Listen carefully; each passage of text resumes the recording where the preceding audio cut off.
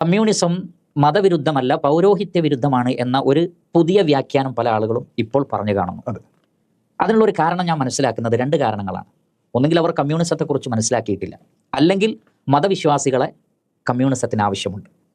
അതുകൊണ്ട് അത് മതവിരുദ്ധമാണെന്ന് പറഞ്ഞാൽ മതവിശ്വാസികളെ കിട്ടുകയില്ല എന്ന പേടി കൊണ്ടായിരിക്കാം ഇത്തരത്തിലുള്ളൊരു വ്യാഖ്യാനം. കമ്മ്യൂണിസത്തിൻ്റെ ആചാര്യന്മാർ പറഞ്ഞു വെച്ച, തുടക്കം മുതലേ പറഞ്ഞു വെച്ച അവരുടെ വാക്കുകളും അവരുടെ ഗ്രന്ഥങ്ങളും അവരുടെ പ്രഭാഷണങ്ങളും പരിശോധിക്കുന്ന ഏതൊരാൾക്കും പകൽ വെളിച്ചം പോലെ വ്യക്തമാകുന്ന കാര്യമാണ് കമ്മ്യൂണിസം മതവിരുദ്ധമാണ്, തീർച്ചയായും. അല്ലാതെ പൗരോഹിത്യ വിരുദ്ധമല്ല. മതം പോലും പൗരോഹിത്യത്തിന്റെ നിർമ്മിതിയാണ് എന്നാണ് അവർ പറഞ്ഞത്. പൗരോഹിത്യമാണ് മതത്തെ ഉണ്ടാക്കിയത്. ജനങ്ങളെ ചൂഷണം ചെയ്യാൻ വേണ്ടി പൗരോഹിത്യം ഉണ്ടാക്കിയ ഒരു അവരുടേതായ ആദർശം മാത്രമാണ് മതമെന്നും, അല്ലാതെ മതത്തിൽ പിന്നീട് കടന്നുകൂടിയതാണ് പൗരോഹിത്യം എന്നുള്ള നിലക്കല്ല അവർ പറഞ്ഞിട്ടുള്ളത്. പൗരോഹിത്യത്തിന്റെ നിർമ്മിതിയാണ് മതം എന്നുള്ളതാണ്.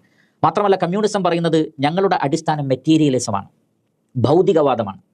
ഭൗതികവാദം എന്ന് പറഞ്ഞാൽ അവിടെ ദൈവത്തിനോ മതത്തിനോ മരണാനന്തര ജീവിതത്തിനോ യാതൊരു സ്ഥാനവുമില്ല.